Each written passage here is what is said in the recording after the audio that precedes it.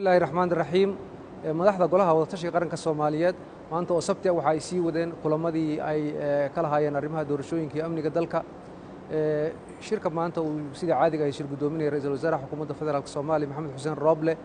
waxaa ka qayb galay madaxweynayaasha dowlad goboleedyada Puntland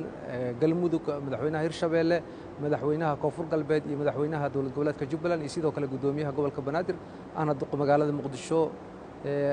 dhammaan madaxdu waxa ay si qoto dheer ay uga hadlayeen oo ay sii wadeen inay ka munaaqashadaan ajendayaashii hor yaalay ee ay ka mid ahaayeen arrimaha doorashooyinka amniga hadda shirku waxa uu marayaa meel gabagaba ah madaxduna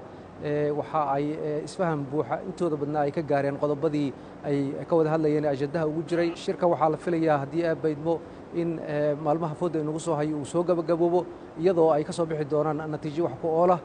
waxaana sida muuqata madaxdu marka aad fiiriso sida ay arrimaha saraxada leh ay uga doodayaan la filayaa in shirkan natiijadiisu ay noqoto mid